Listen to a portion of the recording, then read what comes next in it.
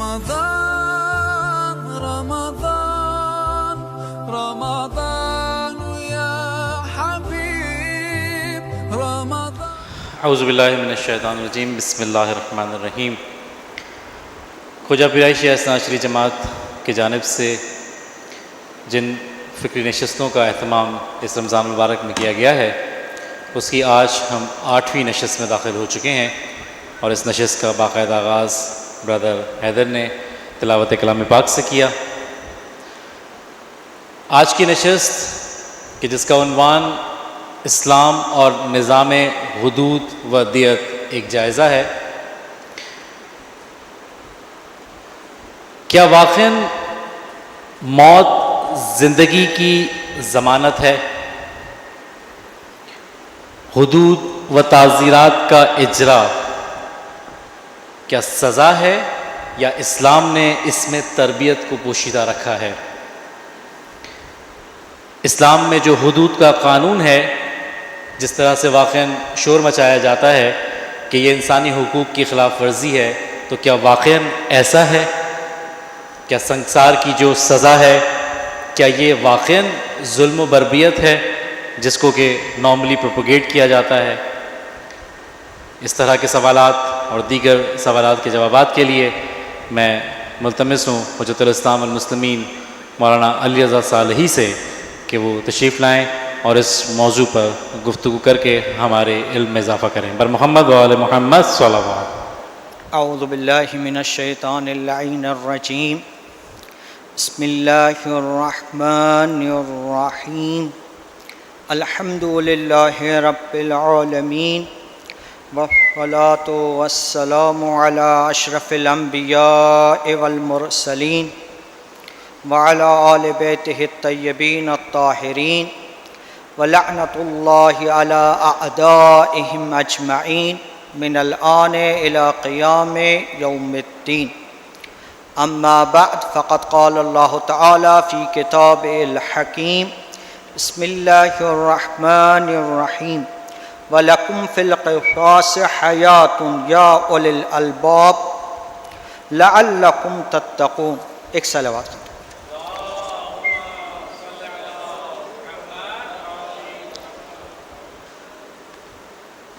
ہمارا موضوع اسلام میں نظام حدود دیات ایک جائزہ. حدود دیات کا موضوع ایک ایسا موضوع ہے کہ جو ہمارے دور ہمارے معاشرے میں بہت کم عنوان ہوتا ہے. نہ صرف ہمارے معاشرے میں بلکہ قرن سوم کے بعد سے یہ موضوع شذ و ندر ہی مورد بحث رہا ہے. یہاں تک کہ اگر آپ آج سے تقریباً 40-50 سال کے پہلے کے عرصے میں چلے جائیں تو حوزہائے علمیے میں بھی بہت سی جگہوں پر فقہ کے یہ 2 چیپٹر یا قضاوت کا شعبہ اصلاً پڑھایا ہی نہیں جاتا تھا. لیکن انقلاب اسلامی کی برکت کہ جب انقلاب اسلامی کا وجود ہوا تو یہ موضوع کی شدت سے ضرورت محسوس کی گئی، اور اس موضوع پر بہت تحقیقاتی کام ہوا. البتہ یہ نہیں کہنا چاہ رہا کہ علماء نے ان 2 موضوع کو بالکل رہا کر دیا تھا، چھوڑ دیا تھا. ایسا کبھی بھی کسی بھی دور میں نہیں ہوا، خصوصاً مکتب تشیع. ہمارے فقہا کم از کم توضیح المسائل کی حد تک اس بحث حدود و دیات کو عنوان کرتے آئے ہیں، قلم بند کرتے آئے ہیں. لیکن پھر بھی ان 2 چیپٹرز پہ اتنا زور نہیں تھا، خصوصاً عوام کی حد تک تو بالکل اس کی طرف توجہ نہیں رہی ہے. اس کی وجہ یہ تھی کہ ان کے نزدیک یہ پریکٹیکل مسئلہ نہیں تھا، پیش آنے والی چیز نہیں تھی. یہی وجہ ہے کہ ہمارا معاشرہ بھی ان الفاظ سے بھی ناآشنا ہے اور ان کے احکام سے بھی ناواقف. اس لیے ضرورت سمجھی گئی کہ اس موضوع کو نہ صرف عنوان کیا جائے بلکہ اس کی اہمیت کو بھی اجاگر کیا جائے۔ یہ دو باب حدود و دیات کہ اس کے ضمن میں کچھ اور اصطلاحات کا استعمال بھی ہوگا، جیسے قصاص، تعزیر، ایسے الفاظ کا استعمال بھی ہوگا جس کی ہم باقاعدہ تعریف بھی آگے چل کر بیان کریں گے۔ ان کلمات سے نہ صرف ہمارے کان آشنا ہو جائیں بلکہ ہم اپنے آپ کو تیار کر لیں کہ معاشرے میں جیسے ہی ہمیں کوئی فرصت ملے، موقع ملے تو ہم ان احکام کو نافذ کریں، یا لااقل دعا کریں کہ ایسی شخصیات امام زمان عجل اللہ تعالی فرجہ الشریف کا ظہور جلد از جلد محقق ہو جائیں، تاکہ اسلام کے یہ احکام اپنی پوری تابناکی کے ساتھ نافذ العمل ہو جائیں، اور ان کی برکتوں سے ہمارا معاشرہ سودمند اور بہرمند ہو سکے۔ اب میں کچھ وہ پوائنٹس بیان کروں گا کہ جس کی وجہ سے ہم نے اس موضوع کو انتخاب کیا، اس سے اس موضوع کی اہمیت کا بھی اندازہ ہوگا اور اس موضوع کی افادیت بھی پتہ چلے۔ سرنامے یہ کلام میں جو آیے کی تلاوت کا شرف حاصل کیا، آیے فرما رہی تھی وَلَكُمْ فِي الْقِصَاصِ حَيَاتٌ يَا أُولِي الْأَلْبَابِ۔ مخاطبین اہل عقل، اہل فہم، اہل شعور ہیں۔ آیے خطاب کر رہی ہے کن لوگوں سے؟ وہ جو صاحب فہم و شعور ہیں، اور خطاب کر کے ان سے کیا کہہ رہی ہے کہ دیکھو قصاص کے قانون میں تمہارے لیے زندگی ہے، یعنی اگر تم اپنے معاشرے میں زندگی چاہتے ہو تو اسے دامن قصاص میں تلاش کرو۔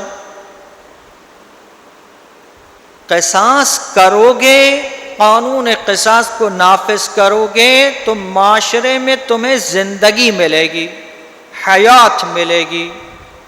ہم میں سے کون ہے جو حیات کا طالب نہیں ہے؟ ہم میں سے کون ہے جو نہیں چاہتا کہ ہم زندہ ہوں اور زندہ رہیں؟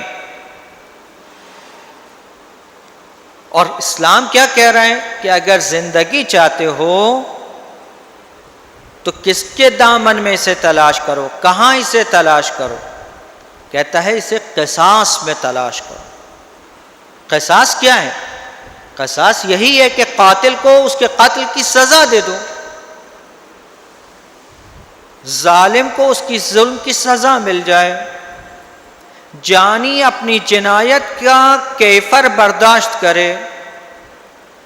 جب یہ ہوگا، جس معاشرے میں یہ ہوگا وہ معاشرہ زندہ ہو جائے گا۔ اگر معاشرے میں یہ چیز نہیں ہے، یہ معاشرہ مردہ ہے یا مردہ ہونے کی طرف رواں دوا۔ تو اگر آپ اپنے معاشرے کو زندہ رکھنا چاہتے ہیں، پرامن رکھنا چاہتے ہیں، امنیت اپنے معاشرے میں دینا چاہتے ہیں، تو قانون قصاص کو نافذ کریں۔ یہ وہ مطلب نہیں ہے کہ جس کا اعتراف قرآن نے کیا تو ہم کر رہے ہیں۔ موجودہ دور کے اندر اسی پاکستان میں ابھی کچھ عرصے قبل ہی کی بات ہے، میڈیا پر جگہ جگہ یہ گفتگو ہو رہی تھی کہ جی آپ دہشت گردوں کو سزائے موت نہیں دیتے، جس کی وجہ سے پاکستان میں دہشت گردی اضافہ ہو رہی، لوگوں کی جانیں جا رہی ہیں اس لیے کہ آپ نے پھانسیوں کو معلق کر کے رکھا ہوا ہے۔ میڈیا باقاعدہ کئی ٹاک شوز میں یہ بات کہتا ہوا دکھائی دے رہا ہے، بھائی ان کے یہاں کی سزائیں شاید وہ اسلامی طرز طریقے کی سزائیں نہیں ہیں، شاید وہ درست قصاص کے معنی میں نہ بھی آئیں، لیکن اس کے باوجود جانی کی جان کو لینے کو ضمانت کے طور پر سمجھا جا رہا ہے معاشرے کے لیے۔ معاشرے کے اندر قتل و غارت گری کو مہار کرنے کے لیے سزا کو ضروری سمجھا جا رہا ہے۔ تو یہ کوئی ایسی بات نہیں کہ اسلام نے کوئی نئی بات کہہ دی ہو. اس چیز کا احساس معاشرے میں ہر صاحب فہم اور عقل کر رہا ہے. البتہ وہ طاقتیں جو اسلامی معاشرے میں امن و امان کو دیکھنا نہیں چاہتی، وہ مختلف بہانوں سے اس قسم کے اقدامات کی مخالفت کرتی ہوئی دکھائی دیتی ہیں. ہم نے ہمارے معاشرے میں موجودہ دور میں بھی اس چیز کو ملاحظہ کیا، مشاہدہ بھی کیا. فوراً امریکہ کی سینٹ کی طرف سے بیانات آنا شروع ہو جاتے ہیں، ہمیں پاکستان کے اندر ہونے والی پھانسیوں کے اوپر تشویش ہے. یورپی یونین کہتی ہے کہ جی پاکستان جو ہے وہ یہ پھانسیوں کی سزا کو روکے. وہ نہیں چاہتی کہ پاکستانی معاشرہ امن و امان کا گہوارہ بنے، جبکہ ان کے اپنے معاشرے میں وہ بلا وجہ ایسی باتوں پر جو اہمیت نہیں رکھتی، جن کی کوئی حقیقت اور واقعیت نہیں ہے، یہی سزائیں دے رہے ہیں. ابھی حال ہی میں کوئی ایک خیانت کے مسئلے کے اندر امریکہ میں پھانسی کی سزا کسی کو دی گئی، پیٹریوٹزم کے مسئلے پر، جبکہ وفاداری حکومتوں سے، کسی بارڈر کی حدود کے ساتھ وفاداری کوئی قابل ارزش چیز نہیں ہے، کوئی بہت ہی قابل قدر چیز نہیں ہے، اس کی کوئی حقیقت نہیں ہے. کل کوئی اور مسئلہ پیش آ جائے، یہ بارڈر مٹ جاتی ہے، نیا نقشہ دنیا میں آ جاتا ہے، نئی بارڈرز بن جاتی ہیں. ایک امر اعتباری ہے. 1947 سے پہلے یہی خطہ زمین ہندوستان تھا، آج یہ خطہ زمین پاکستان ہے. پہلے اگر وفاداری ہندوستان کے ساتھ تھی تو آج اس خطے کے رہنے والوں کی وفاداریاں پاکستان کے ساتھ ہیں. کیا ہو گیا؟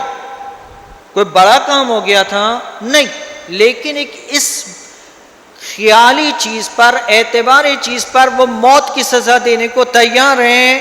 لیکن اگر اسلام کسی قاتل کو سزائے قصاص کا حق، مقتولین اولیاء دم، اولیاء مقتول کو قصاص کا حق نسبت پہ قاتل دے دے تو وہ ان کے لیے قابل برداشت نہیں ہے، وہ اسے تحمل نہیں کر سکتے.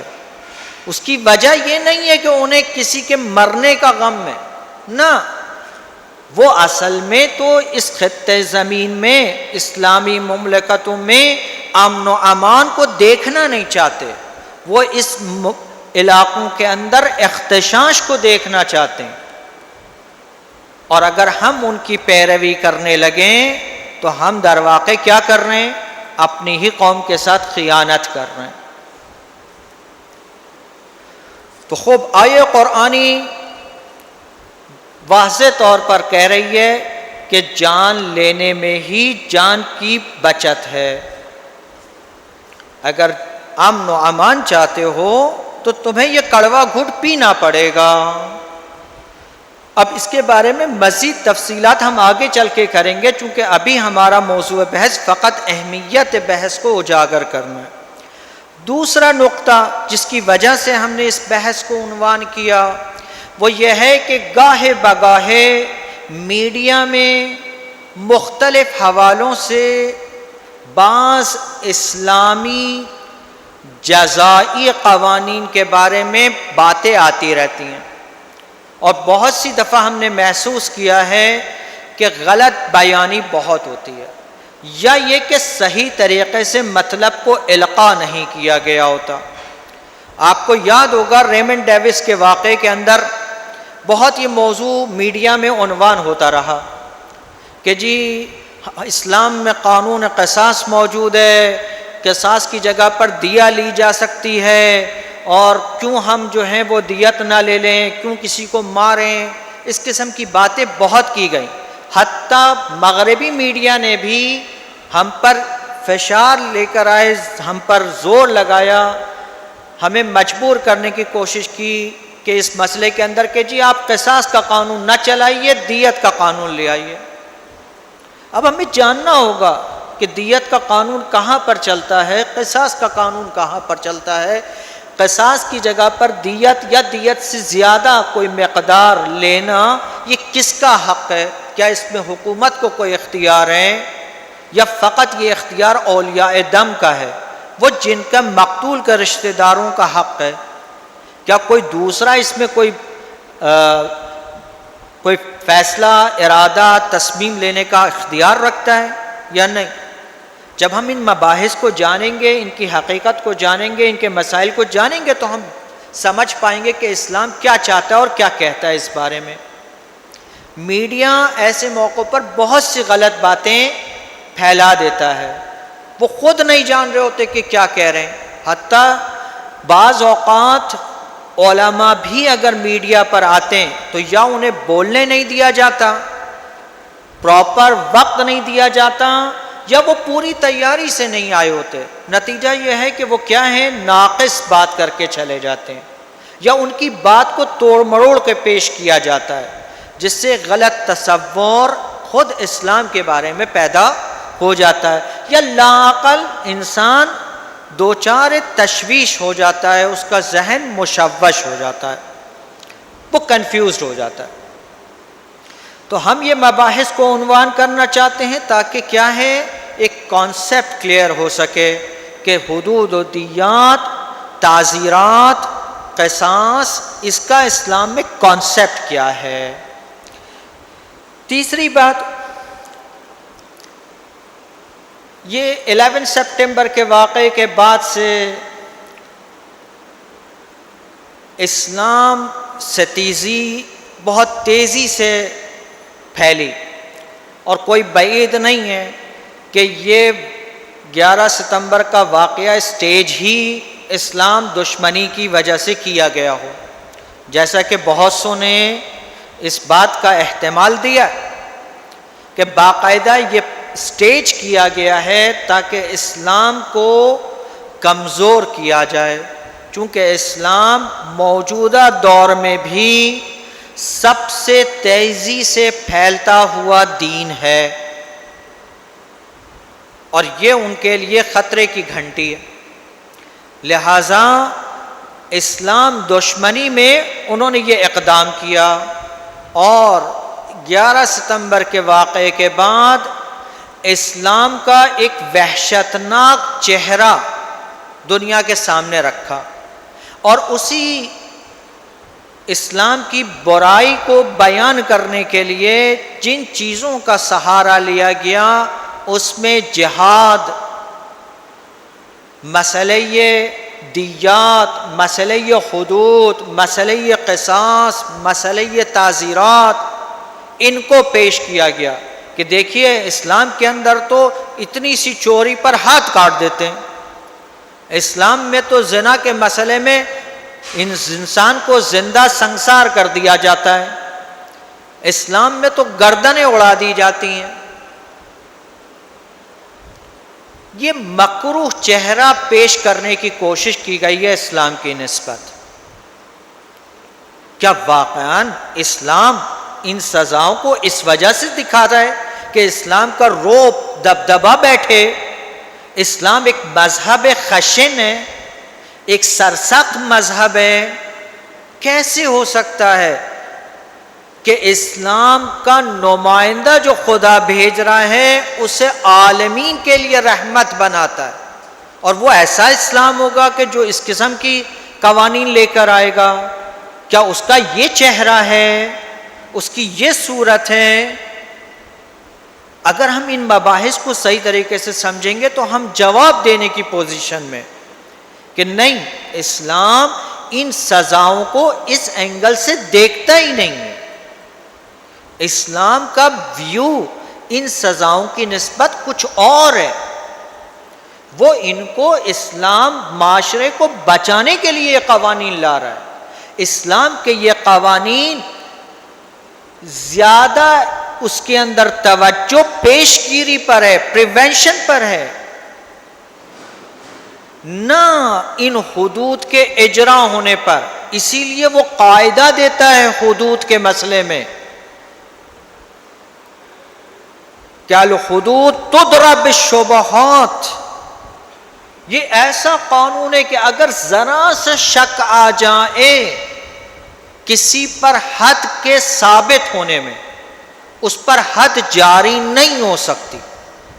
یعنی معمولی سا شک بھی آ جائے کہ ممکن ہے اس شخص پر حد اسلامی جاری نہ ہو سکے، اسلام حد کو جاری نہیں کرتا. باقاعدہ یہ قاعدے کے طور کے اوپر اسلام میں مطرح ہے کہ الحدود تضرب بالشبہات. ہماری یہاں کتابیں تحریر ہوئی ہیں اس موضوع پر، اتنا عمومی قاعدہ رکھا گیا ہے اسے کہ کسی بھی قسم کا شک آ جائے کہ یہ وہ شخص ہے کہ جس پر حد جاری ہو سکے، وہاں حد جاری نہیں ہوتی.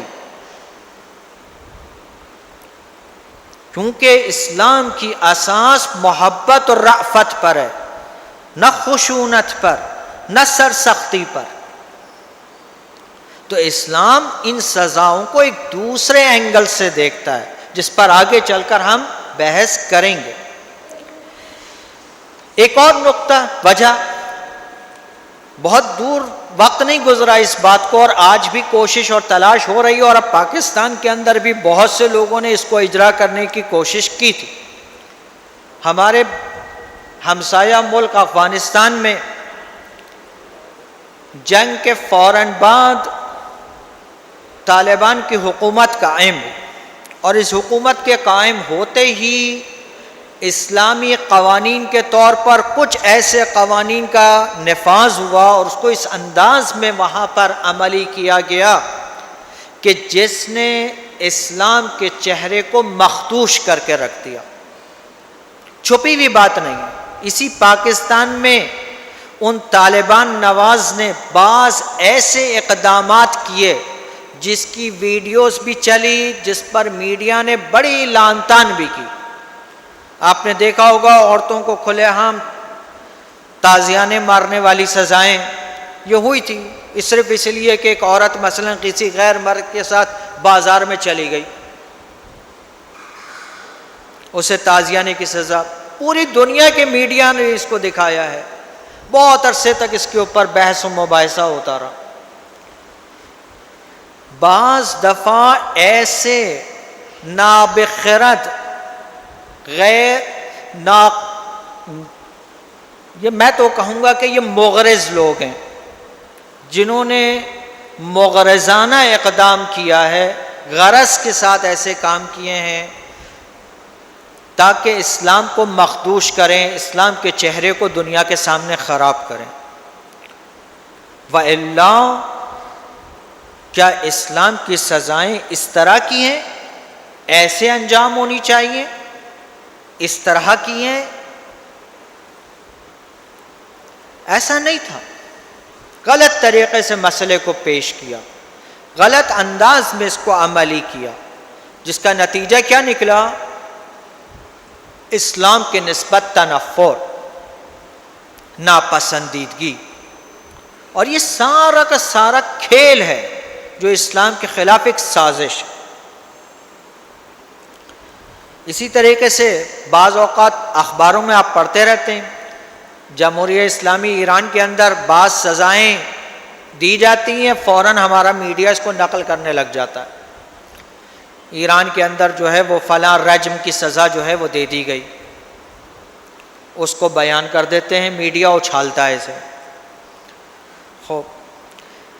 حقوق بشر کی تنظیمیں، یہ بھی ایک اچھا سیاسی پولیٹکس کے اندر ان سے کھیلا جاتا ہے، ان تنظیموں سے. ان کو ساری برائیاں جو ہے وہ نظر ہی اسلامی ممالک میں آتی ہیں، ورنہ ان کے اپنے ممالک میں جو ظلم ہو رہے ہوتے ہیں وہ انہیں دکھائی بھی نہیں دیتے. 11 سپتمبر کے واقعے میں 3-4 ہزار کی جگہ پہ انہوں نے لاکھوں آدمی افغانستان اور عراق میں مار دیے. وہ جنایت انہیں دکھائی نہیں دی. وہ 11 ستمبر والی جنایت کو آج بھی حقوق بشر لے کر بیٹھے ہیں. بوسنیا ہرزیگوئینا کے اندر جو کچھ بھی ہوتا رہا وہ دکھائی نہیں دیتا. فلسطین میں ہونے والے مظالم دکھائی نہیں دیتے. اور اگر جو کچھ بھی دکھائی دیتا ہے حقوق بشر کے حوالے سے وہ اسلامی ممالک میں دکھائی دیتا ہے. یہ گاہے بگاہے اسلام پر ان کی ان کیفرات کی وجہ سے، ان سزاؤں کی وجہ سے اسلام پر حملہ کرتی دکھائی دیتی ہیں. وہ کہتی ہیں آپ ایک انسان کے بدلے میں دوسرے انسان کو مار دیں گے. ایک خانوادہ تو اپنے سرپرست سے محروم ہو گیا تھا، اب دوسرے خاندان کو بھی بلا سرپرست کے کر دیں گے. ایک انسان کے بدلے میں ایک دوسرے انسان کو مار دیں گے. وہ بالقوہ بہت کام کر سکتا تھا، آپ نے وہ قدرت اور صلاحیت ختم کر دی. آپ کو تو معاشرے میں اصلاحی کام کرنا چاہیے تھا، آپ اس کو جان سے مار رہے ہیں، اس سے اصلاح کا پہلو چھین رہے ہیں، اس کو اصلاح کا موقع نہیں دے رہے. آپ اس کی تربیت کر کے اچھا انسان میں اس کو تبدیل کر دیں. یہ کام آپ نہیں کرتے. اس طرح کی باتیں لے کر آتے ہیں، ہمیں گمراہ کرتے ہیں اچھی اچھی باتوں سے. کبھی کہتے ہیں جی محبت بھی کوئی چیز ہوتی ہے، ہمیں انسانوں سے ہمدردی کرنی چاہیے، دین محبت کا درس دیتا ہے. آپ کسی کی جان لے رہے ہیں، کسی کا ہاتھ کاٹ رہے ہیں، کسی کی گردن اڑا رہے ہیں، کسی کو تازیانے مار رہے ہیں. ایسا نہ کریں. اسے تربیت گاہوں میں بھیج دیں، اسے سمجھا دیں، اسے پڑھا دیں، لکھا دیں، اس کی تربیت کر دیں. بہت اچھی اچھی باتیں شوگر کوٹڈ کر کے پیش کر دی جاتی ہیں، اور دنیا بھر کے اندر یہ کام ہو رہا ہے. ہیومینیٹیرینز کی جو جتنی بھی تنظیمیں ہیں، آرگنائزیشنز ہیں، یہ اپنا کام اسلام کے خلاف اس قسم کی ہمیشہ سے کرتی آئی ہیں، اور آج بھی بہت زیادہ فعال ہیں، جنہیں ہم این جی اوز کہتے ہیں، جن کے وجود کا مقصد کچھ اور ہوتا ہے، وہ کر کچھ رہی ہوتی ہیں. یہی وجہ ہے کہ اس وقت پاکستان کے اندر این جی اوز نے کیا کچھ کیا ہم نے خود دیکھا، کہ جو بھی واقعات یہاں پر ہوئے اور جو کچھ بھی یہاں پر باہر کی جاسوسیاں ہو رہی ہیں، وہ این جی اوز کے تحت پرچم ان کے لوا کے نیچے ہوتی ہیں. ہمیشہ سے ایسا ہی ہوتا رہا ہے. مشنریز کے اندر یہ کام کرتے آئے ہیں، اور این جی اوز کے حوالے سے ہی یہ مغربی طاقتیں اسلامی مملکتوں کے خلاف اسی انداز میں کام کرتی رہی. خوب، ایک اور وجہ جس کو پیش کرنا ہے وہ یہ کہ دیکھیے، اسلام ایک دین فطرت ہے، ایک کامل دین ہے، لیکن ہمیں اس کی خوبصورتی، اس کے اثرات دکھائی نہیں دے رہے. کیوں؟ آپ نے گھڑیاں دیکھیں گے، خصوصاً وہ پرانی والی گھڑیاں جو چرخیوں پر چلا کرتی تھیں، جن میں بہت ساری چرخیاں ہوا کرتی تھیں. اگر ان میں سے کوئی ایک چرخی چھوڑیے، اگر جو اسپرنگ اس کے اندر استعمال ہو رہی ہے، اس کی ٹینشن خراب ہو جائے، تو وہ گھڑی کا جو مقصد ہوتا ہے کہ وہ صحیح وقت بتائے، وہ یہ کام نہیں کر سکتی. ساری گھڑی خراب نہیں ہوتی، اس کے سارے پارٹس خراب نہیں ہوئے، ایک پارٹ میں کوئی نقص آ گیا، ایک حصہ اس کا خراب ہو گیا، لیکن وہ گھڑی اپنا مقصد، اپنی افادیت، اپنا فائدہ کھو دیتی ہے. اس کا فائدہ صحیح وقت بتانا تھا، اب وہ صحیح وقت نہیں بتا پاتی. اسلام بھی قوانین کا ایک مجموعہ ہے. اگر آپ کسی بھی قانون میں کوئی جھول چھوڑ دیں گے، کسی بھی قانون کو معاشرے میں پریکٹیکلی امپلیمنٹ نہیں کریں گے، تو وہ معاشرہ ویسا نہیں بن پائے گا کہ جیسا اسلام کے قوانین اسے بنا سکتے ہیں. وہ فائدہ آپ کو حاصل نہیں ہو پائے گا کہ جو فائدہ اسلام کے صحیح نافذ ہونے میں آپ پا سکتے ہیں. انہی قوانین میں سے ایک قانون حدود و دیات کا قانون ہے. اگر یہ صحیح طور پر نافذ ہو جائے معاشرے میں، تو آپ اسلام کے بے تحاشا فوائد دیکھیں گے، اور اسی کا عدم انفاذ، اسی کا نافذ نہ ہونا اسلام کے سودمند ہونے سے ہمیں کیا ہے؟ محروم رکھ رہا ہے.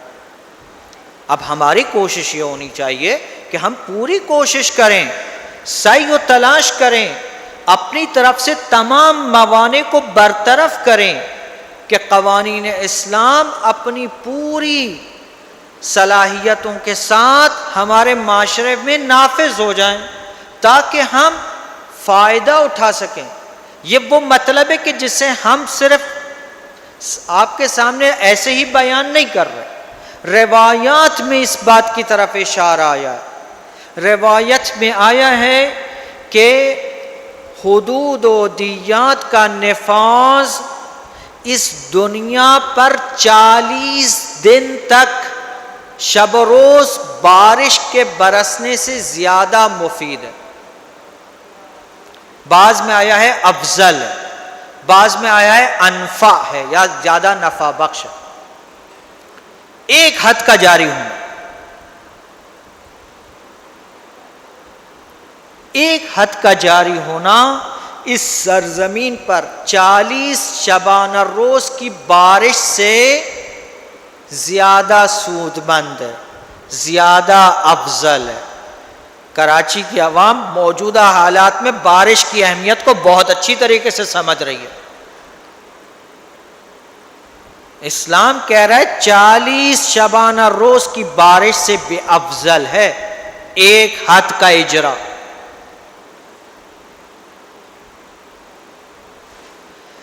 کہا حدود کا نفاذ دین کی حفاظت ہے اور حدود کا عدم نفاذ اللہ کے ساتھ دشمنی ہے، دین کے ساتھ خیانت ہے، روایت کے الفاظ ہیں۔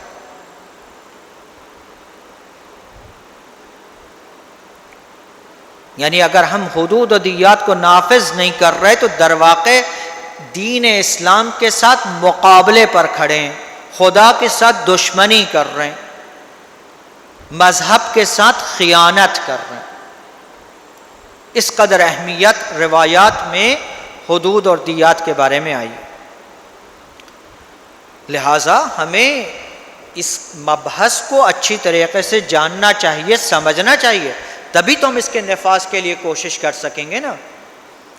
خوب، اب یہ کہ ہم اپنی بحث میں وارد ہونے سے پہلے کچھ اصطلاحات ہم نے بار بار استعمال کی ہیں، ان کی مختصر سی تفصیل دے دیں اور اپنی اصل بحث کی جانب آ جائیں۔ ہم نے لفظ حدود کو استعمال کیا۔ لفظ حدود جمع ہے کلمہ حد کی۔ حد کے لغوی معنی ہے منع کرنے کے، روکنے کے، اور بھی معنی ہے۔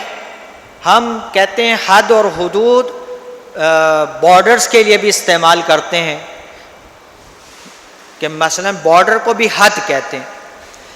ایک معنی حد کے یہ ہے کہ دو چیزوں کے درمیان فاصلہ ڈالنا، وہ معنی بھی منع کی طرف پلٹتے ہیں، کیونکہ ادھر کو ادھر آنے سے روکنا، اس کو ادھر جانے سے روکنا، حد فاصل۔ تو حد کے معنی ہے روکنا، منع کرنا، اور اسلام ان حدود کو حد کہتا ہے، ان سزاؤں کو حد کہتا ہے۔ کیوں؟ اس لیے کہ یہ حد ان گناہوں کو ہونے سے روکتی ہے۔ دیکھیے، نام سے ہی اپنا ویژن واضح کر رہا ہے اسلام، کہ اس کو نام سزا کا نہیں دیتا، جزا کا نام نہیں دیتا، کیفر نہیں کہتا، اس کو کہتا ہے حد، یعنی وہ چیز جو گناہ کو روکتی ہے۔ اگر قاتل کو قتل کیا جا رہا ہے، اس کی حد قتل ہے، زانی کی حد کوڑے کی سزا ہے، چوری کی حد ہاتھ کا کاٹنا ہے، تو یہ حد ہے، یعنی چوری سے روکنے والی ہے، نہ چوری کی سزا۔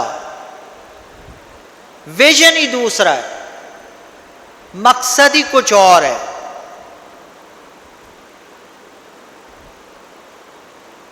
اسلام کہہ رہا ہے کہ ہم یہ سزا بتا رہے ہیں تاکہ تم یہ گناہوں میں نہ پڑو، اسی لیے اس کو نام دے رہے ہیں حد کا. ہم اس کو سزا نہیں کہتے. ہمارا مقصد پریونشن ہے.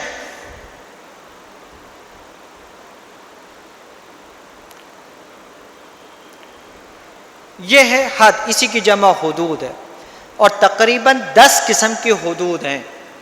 البتہ بعض فقہا نے کم و زیادہ اس کی تعداد بیان کی ہے، لیکن جو معروف ہے، مشہور ہے، وہ 10 قسم کی حدود ہیں. ان 10 میں سے 4 حد کا تذکرہ تو خود قرآن نے کیا.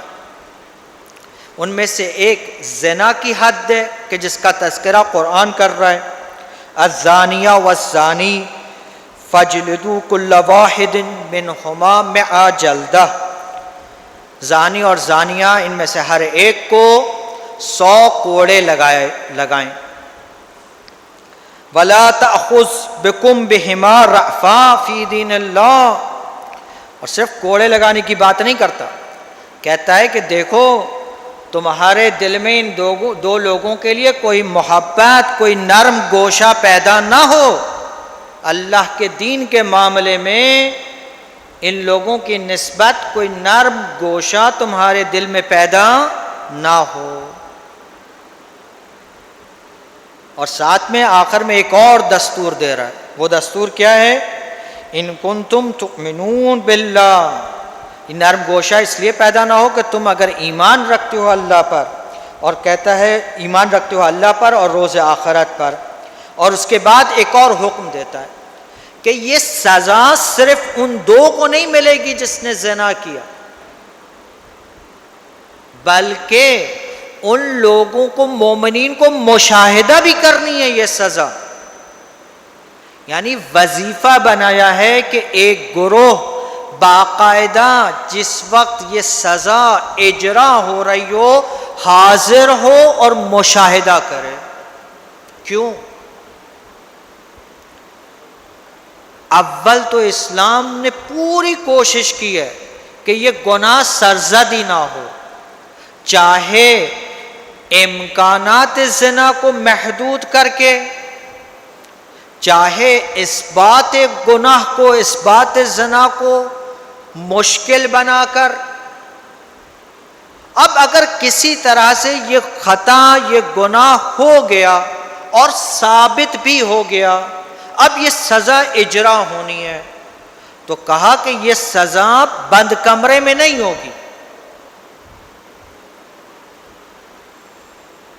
اور اس میں کسی قسم کی نرمی نہیں برتی جائے گی.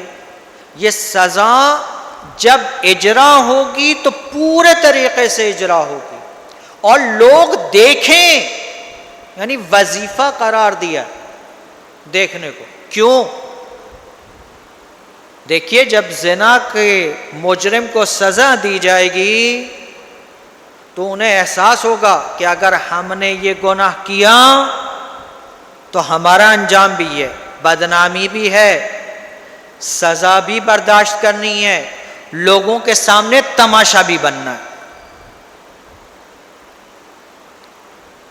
اور کوئی بچانے والا بھی نہیں ہوگا. اس لیے کہ قرآن واضح طور پر کہہ رہا ہے کہ ان کی نسبت کوئی نرم گوشاں نہیں رکھا جائے گا، تو کوئی بچاؤ کی صورت نہیں ہے. یہ خوف، یہ احتمال سزا انسان کو گناہ سے بچاتا ہے، گناہ سے روکتا ہے، اجازت نہیں دیتا اسے کہ وہ یہ گناہ کا ارتکاب کرے. البتہ یہ سزا جو زنا کی ہے، یہ تو سزا سب سے کم ترین سزا ہے زنا کی، وَإِلَّا اس گناہ کی سزا سخت ترین سزا رجم ہے. البتہ رجم کا تذکرہ قرآن میں نہیں آیا، یہ روایات سے ثابت ہے، لیکن وہ سزا بھی اپنی جگہ پر ہے. اگر موقع ملا تو میں آخر میں اس موضوع پر بھی گفتگو کروں گا. یہ ایک حد تھی کہ جو قرآن میں ذکر آیا ہے. دوسرا حد جس کا قرآن میں ذکر آیا ہے وہ چوری کی سزا ہے، کہ آیہ قرآنی میں ہے کہ چور اور چورنی ان کے ہاتھوں کو کاٹ دیا جائے گا، اور یہ در واقع انہوں نے خود کمایا ہے اپنے عمل کے ذریعے سے، اور یہ نکال ہے اللہ کی جانب سے۔ نکال لگام کو کہتے ہیں۔ لفظ نکال ادھر استعمال ہوا ہے، میں عربی کی عبارت کو میں جان بوجھ کے چھوڑ دیا وقت کی کمی کو مد نظر رکھتے ہوئے۔ لفظ نکال عربی میں لگام کو کہتے ہیں۔ لگام کس کے لیے استعمال ہوتی ہے؟ روکنے کے لیے، نہیں کہتے زبان کو لگام دو۔ یہ سزا خود قرآن کہہ رہا ہے، نکالم من اللہ، یہ سزا نکال ہے، روکنے والی ہے اللہ کی جانب سے، ایک قسم کی لگام ہے اللہ کی جانب سے۔ اب نہ کہیے کہ یہ ہاتھ کاٹ دیے ظلم ہو گیا، نہیں، یہ نکالم من اللہ ہے، یہ لگام ہے، تمہیں روکنے والی ہے اس گناہ سے۔ اگر تم پہلے سے جانتے ہو پھر بھی اس گناہ کا ارتکاب کرتے ہو تو تمہارا حق ہے کہ تمہارے ساتھ ایسا سلوک کیا جائے تاکہ دوسرے لوگ عبرت لیں، وہ اس گناہ سے بچیں، وہ اموال مردم میں خیانت نہ کریں۔ یہ سزا اگر ایک شخص کے لیے ہے جو مستحق سزا ہے تو دوسروں کے لیے عبرت ہے، دوسروں کو منع کرنے والی ہے، روکنے والی ہے۔ اسلام فقط ایک فرد کے لیے نہیں ہے، اسلام معاشرے کو دیکھ کر قانون بناتا ہے، قانون معاشرے کے لیے بناتا ہے، اس میں معاشرے کے لیے اصلاح اور بقا ہے، حفاظت اور امنیت ہے۔ یہ وہ امنیت ہے کہ جس کو سب سے پہلے ابراہیم نے جب مکے کو آباد کیا تو یہی دعا مانگی کہ خدایا اس مکے کو امن کی جگہ بنا دے۔ اسلام معاشرے اسلامی کو امن کی جگہ دیکھنا چاہتا ہے، جہاں جان محفوظ ہو، عرض و آبرو محفوظ ہو، جہاں لوگوں کا مال محفوظ ہو۔ یہ انہی سزا اور جزا کے دامن میں ہی حاصل ہوگا۔ خوب، تیسری سزا وہ بھی بہت عمدہ ہے۔ دیکھیں یہ جو سزائیں جس کا ذکر قرآن کر رہا ہے یہ بہت چنی ہوئی سزائیں۔ تیسری سزا افتراء ہے، تہمت لگانا ہے زنا کی، جو ہمارے یہاں بہت عام ہے۔ ہمارے یہاں بعض فحش اور گالیاں ایسی استعمال ہوتی ہیں جو اس ضمن میں آتی ہیں، اور بچے کی زبانوں پر ہمارے معاشرے میں موجود ہے۔ اگر یہ سزا اس قسم کے جملات پر ملنے لگ جاتی تو آپ کسی بچے کی زبان پر یہ الفاظ دیکھتے؟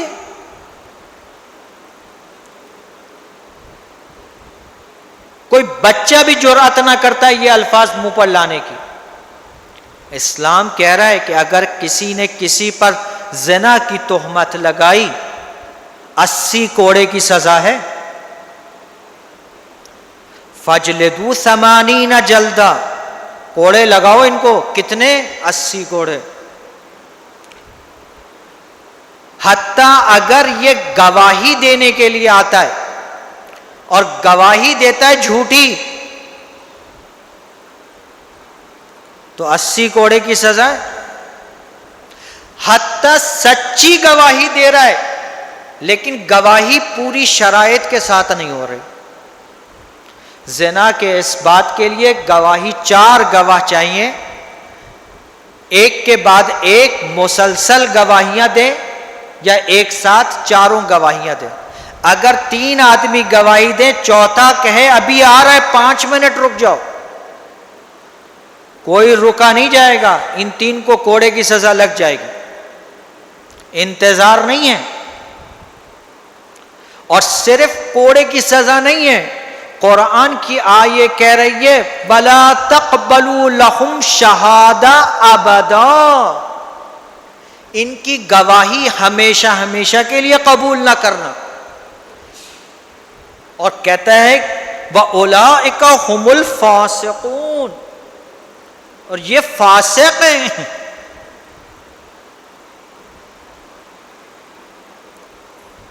یعنی آپ دیکھیے افطرا، جھوٹ باندھنا، کسی پر تہمت لگانا، خصوصاً عزت اور آبرو کے مسئلے میں کتنا بڑا گناہ ہے. 80 کوڑے اپنی جگہ پر. فاسق کا ٹائٹل تو اسے مل گیا، اب گواہی دینے کے قابل نہیں ہے وہ. اس کی گواہی کسی اور مرحلے میں اب قبول نہیں کی جائے گی اور ہمیشہ کے لیے قبول نہیں کی جائے گی. یعنی ایسا داغ ہے جو اس کی پیشانی پر ہمیشہ کے لیے لگ گیا. ایک افطرا، ہمارے بچے کی زبان پر اس قسم کے فحش موجود ہیں. وہ تو ناسمجھی میں، ہمارے بڑے تو معنی کو سمجھ کر بھی یہ کام کرتے ہیں. افسوس کی بات ہے اگر یہ قانون اجرا ہو جائیں تو معاشرہ اس قسم کی بے راہ روی سے کس قدر بچ سکتا ہے. خوب اس کے علاوہ ایک اور چیز جو ہمارے معاشرے میں بہت رائج ہے اور خصوصاً موجودہ معاشرے میں اس کی سزا اسلام نے قتل رکھی ہے، وہ ہے محاربہ، جنگ کرنا، فساد کرنا. یہ جو ڈاکے وغیرہ ہیں، یہ جو آج کل کے دور کی دہشت گردی ہے، یہ سب اس آیے کے زمرے میں آتی ہے. کہ آیے کہتی ہے کہ وہ لوگ جو اللہ اور اس کے رسول کے ساتھ محاربہ، جنگ کرتے ہیں اور زمین میں فساد پھیلاتے ہیں، ان کی سزا یہ ہے کہ ان کو قتل کر دیا جائے، سولی پہ لٹکا دیا جائے، ان کے ہاتھ پیر کاٹ دیے جائیں. البتہ ہاتھ پیر کاٹنے کی سزا میں بھی ایک لطافت رکھی ہے. کیا کہتا ہے؟ او تقطع ایدیہم وارجلہم من خلاف. دیکھیے قتل کر دیا، اس دنیا سے چلا جائے، ہاتھ پیر کی ضرورت نہیں. سولی پہ لٹکا دیا، مر جائے گا، ہاتھ پیر کی ضرورت نہیں. لیکن اگر سزا دی جا رہی ہے ہاتھ پیر کاٹنے کی تو کیا کہہ رہا ہے کہ ہاتھ پیر من خلافن کاٹو. یعنی اگر سیدھا ہاتھ کاٹ رہے ہو نا تو سیدھا پیر مت کاٹنا، الٹا پیر کاٹنا. اور اگر الٹا ہاتھ کاٹ رہے ہو تو پھر الٹا پیر مت کاٹنا، سیدھا پیر.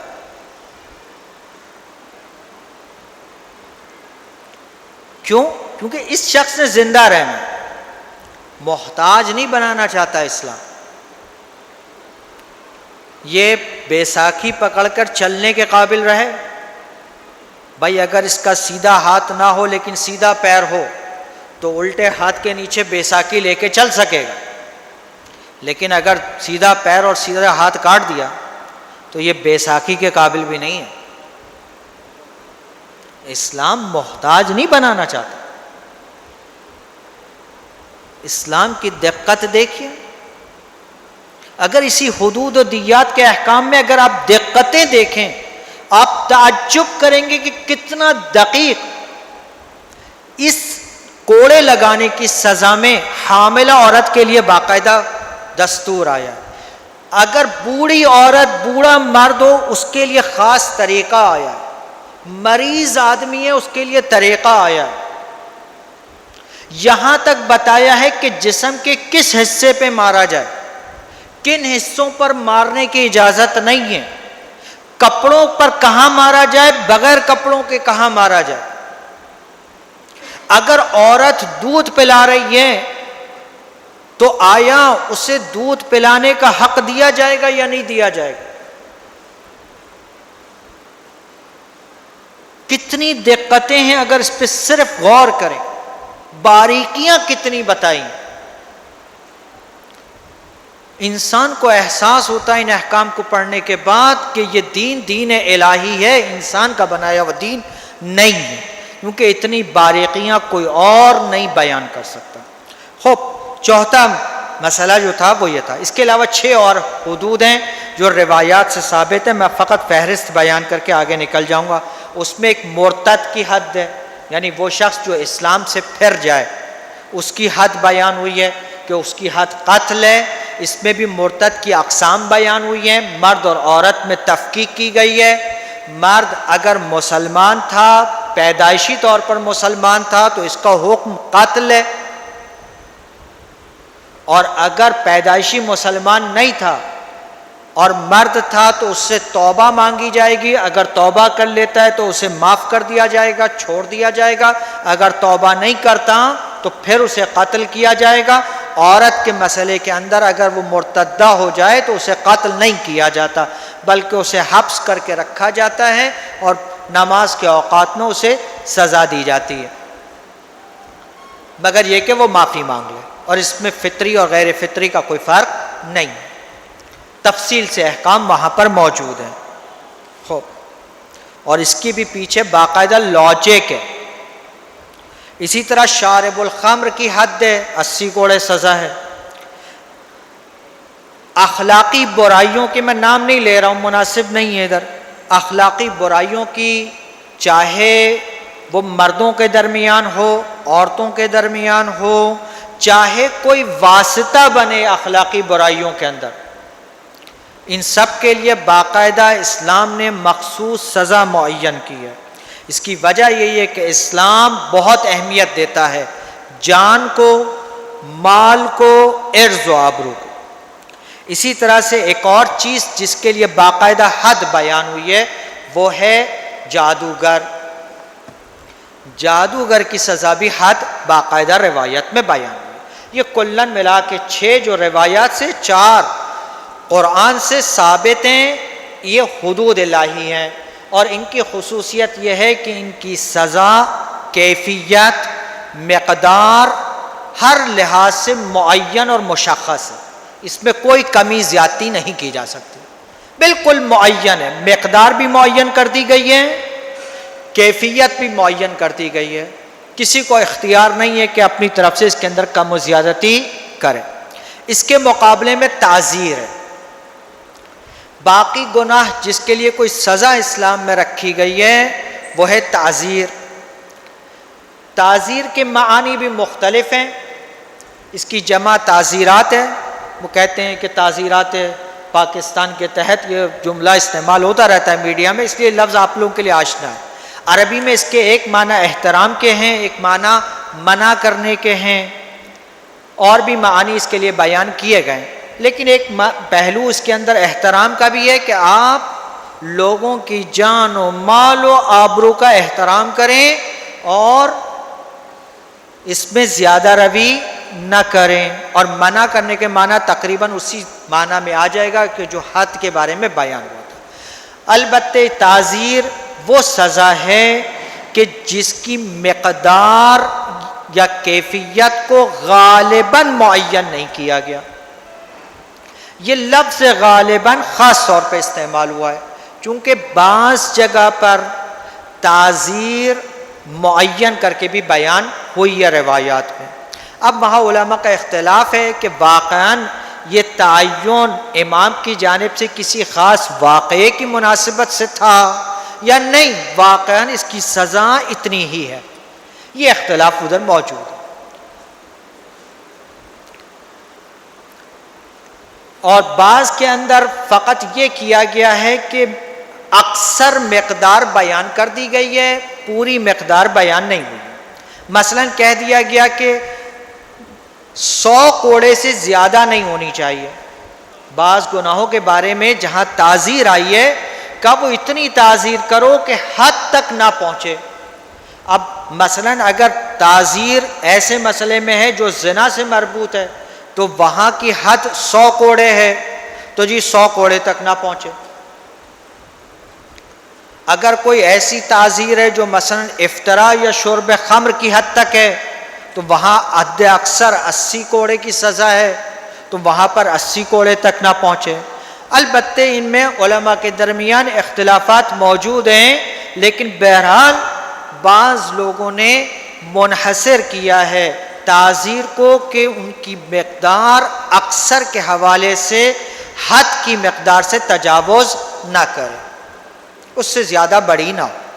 البتہ تعزیر کے معاملے کے اندر بعض فقہا نے توسعہ دیا ہے اور اس میں کہا ہے کہ تعزیر ضروری نہیں ہے کہ ہمیشہ کوڑوں کی سزا کے صورت میں ہو سکتا ہے تعزیر زندان اور حبس کی صورت میں ہو، تعزیر جریمہ مالی کے طور پر بھی ہو سکتی ہے، یعنی مالی جرمانہ بھی ہو سکتا ہے۔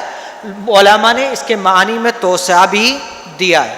بہرحال ہمیں تفصیل سے اس کے اندر بات نہیں کرنی، صرف اس اصطلاح کو واضح کرنا تھا۔ اس کے بعد ایک اور چیز آتی ہے قصاص اور دیات۔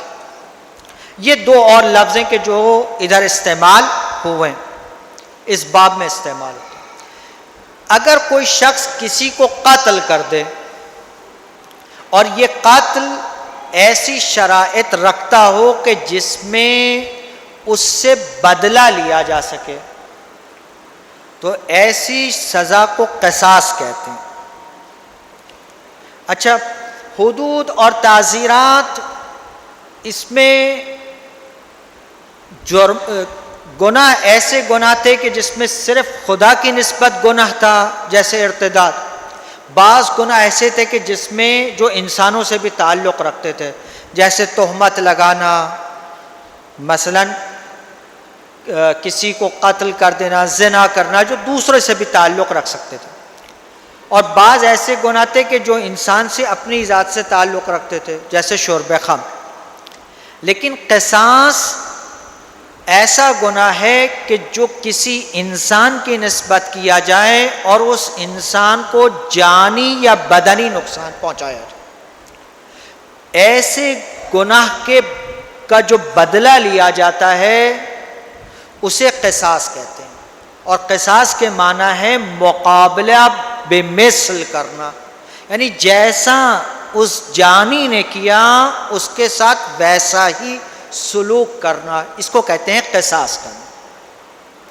اور یہ قصاص کسی انسان کے قتل کی صورت میں اس کو قتل کر کے لیا جاتا ہے، اور اگر بدنی نقصان پہنچایا ہے تو اس کو بدنی نقصان پہنچا کر ویسا ہی نقصان پہنچا کر لیا جاتا ہے۔ اس میں زیادتی کی اجازت نہیں ہوتی۔ اور قصاص کا حق اس کو حاصل ہے کہ جس کو نقصان پہنچایا گیا یا اس کے مخصوص ورثہ کو یہ حق حاصل ہے، ہر ایک کو یہ حق حاصل نہیں۔ یعنی یہ نہیں ہے کہ غیر وارث آ کر کسی کو قصاص کر دے۔ مثال کے طور پر اگر زید نے بکر کو قتل کر دیا تو یہ نہیں ہے کہ عامر جو ایک اجنبی بکر کا دوست ہے وہ آ کر قصاص کر جائے، نہ، اس کی اجازت نہیں۔ بکر کا جو وارث ہے وہی قصاص کرنے کا حق رکھتا ہے، کوئی دوسرا قصاص کرنے کا حق نہیں رکھتا۔ اور قصاص اسی انداز میں کرے گا کہ جو اس کے ساتھ ہوا ہے، اس سے بڑھ کر قصاص نہیں کر سکتا۔ اور قصاص عمدی طور پہ ہونے والے جرم کے اندر کیا جاتا ہے، خطا یا شبہ خطا کے جرم میں نہیں کیا جاتا۔ یعنی اگر کوئی شخص جان بوجھ کر پورے ہوش و حواس کے ساتھ کسی کو جانی یا بدنی نقصان پہنچائے، ایسی صورت میں اس کو قصاص کیا جائے گا۔ لیکن اگر اتفاقی طور پر اس سے یہ خطا ہو گئی یا شبہ عمد تھا، یعنی قصد قتل نہیں تھا، آلت قتالہ تھا، یا یہ کہ قصد قتل نہیں تھا، اتفاقی طور پہ قتل ہو گیا، وہاں پر اسے قصاص نہیں کیا جائے گا، وہاں پر دیت چلے گی۔ دیا کیا ہے؟ دیا مالی عوض ہے، یعنی جنایت کے بدلے میں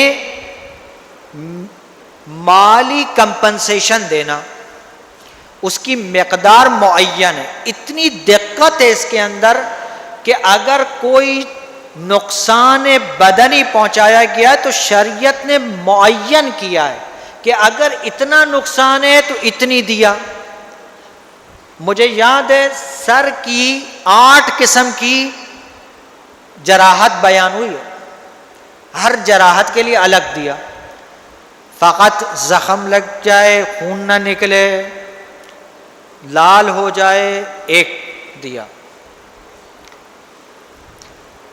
زخم لگ جائے 1 دیا, خون نکل آئے 1 دیا, اتنا گہرا ہو جائے کہ سفیدی دکھائی دینے لگے 1 دیا, ہڈی دکھائی دینے لگے 1 دیا, ہڈی تک ٹوٹ جائے 1 دیا. اتنی باریکیاں, ایک ایک دانت کی دیا بیان ہوئی, ہر انگلی کی دیا بیان ہوئی, حتیٰ اس انگلی کے جو حصے ہیں چھوٹے اس کی دیا بیان ہوئی, ناخن کی دیا بیان ہوئی. دقت ہے, کمال دقت ہے اس باب کے اندر اسلام کی جانب سے. عجب دین الہی ہے. انسان اگر واقعاً اس چیپٹرز کو پڑھے تو کہے قربان جائے اس خدا کے کہ جس نے اتنا دقیق دین بھیجا. نہ اس طرف کوئی ظلم کیا نہ اس طرف کوئی ظلم کیا. جس نے جتنی جنایت تھی اس کو اتنا ہی کمپنسیٹ کرنے کو کہا. بس یہ 4 الفاظ جو یہاں پر ضرورت تھی جن کی وہ میں نے بیان کر دی. ظاہراً مجھے نہیں لگتا کہ وقت میں گنجائش ہو کہ میں اپنے اصل موضوع کی طرف آ سکوں. انشاءاللہ پھر کبھی فرصت رہی. بہرحال ایک آپ کو پتہ چل گیا کہ دیا ہے کیا اور اس کے قوانین کچھ حد تک پتہ چل گئے. میں 1-2 باتیں کرنے کے بعد اپنے بات کو تمام کر دوں گا. ایک جو باتیں چونکہ یہ میسیجز میں چل چکی تھی اور آغا صاحب نے بیان بھی کر دی تو اب ضرورت ہے کہ تھوڑا بہت اس کے بارے میں. سنسار کے بارے میں کہا گیا تھا یہ ظلم نہیں ہے. کیوں؟ دیکھیے اسلام سنسار کی سزا کن کو دیتا؟ ایسے زنا کرنے والوں کے لیے سزا ہے کہ جن پر حلال طریقے کے سارے راستے موجود تھے پھر بھی وہ راستہ اختیار نہیں کیا. حتیٰ مسافر جو اپنی بیوی سے دور ہے اس کو سنسار نہیں کیا جاتا. بھائی اس حد تک دقت ہے. اگر سزا بڑی ہے تو اس کا کرائٹیریا بھی بہت سخت رکھا.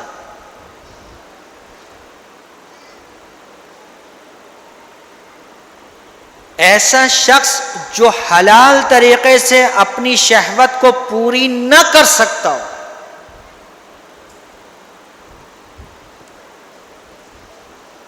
اس کے لیے یہ سزا نہیں ہے. یہ سزا اس کے لیے کہ جس پر حلال راستے کھلے ہوئے تھے, حلال راستہ اس کے سامنے تھا, اس کی دسترسی میں تھا, اسے چھوڑ کر وہ حرام راہ کو اختیار کرتا ہے. پھر یہ حرام راہ کس وقیحانہ انداز میں انجام دیتا ہے کہ کم از کم 4 گواہ اسے یہ عمل کرتے ہوئے اپنی آنکھوں سے مشاہدہ کریں اس انداز میں کہ جس کی تعبیر کلمیل فی المکھلا, جیسے سرمادانی میں سرمے کی سلاخ جاتی آتی ہے, یہ تعبیر ہے. اس طرح مشاہدہ کریں. ایسے گناہ کے عوض میں جب یہ آ کر گواہی دیں, یہ گناہ ثابت ہو جائے, پھر رجم کی سزا ہے. اب آپ مجھے بتائیے کہ ایسا شخص کہ جس کے پاس حلال راستے جس کے پاس آسانی سے موجود, وہ اس انداز میں اس فعل کو انجام دے کہ 4 عادل آدمی اپنی آنکھوں سے اس انداز میں اس فعل کو انجام دیتے ہوئے دیکھیں, پھر یہ بات کورٹ میں آئے, قاضی کے سامنے گواہی ہو, باقی شرائط مہیا ہوں, بالغ ہو, عاقل ہو, کوئی مجبور کرنے والا نہ ہو, ساری شرطیں موجود ہوں. اب کیا یہ شخص اس سزا کا مستحق نہیں ہے؟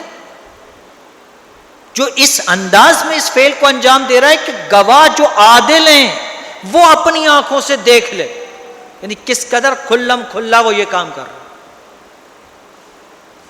یہ ایسے افراد اس معاشرے کے لیے ناسور ہیں، نقصان دہ، یہ ایسے بدن کا حصہ ہے جو کنکاریا کا شکار ہو چکا ہے، اگر اسے جدا نہ کیا گیا تو یہ معاشرے کو تہس نہس کر دے گا۔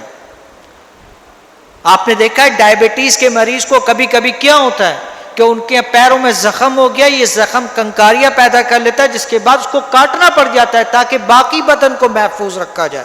یہ ظلم نہیں ہوتا اس انسان پر، یہ رجم کی اتنی سخت سزا ایسے شخص کو دی جا رہی ہے۔ میں جب یہ بات پڑھ رہا تھا تو ہم نے استادوں سے یہ سوال کیا تھا کہ یہ ثابت ہونا ممکن ہے؟ لگتا ہے ایسا تھا، میں نے خود استاد سے کہا لگتا ہے ایسا ہے کہ شریعت نے اتنی سخت شرائط اس کی رکھ دی ہے کہ یہ پاسبل ہی نہیں ہے۔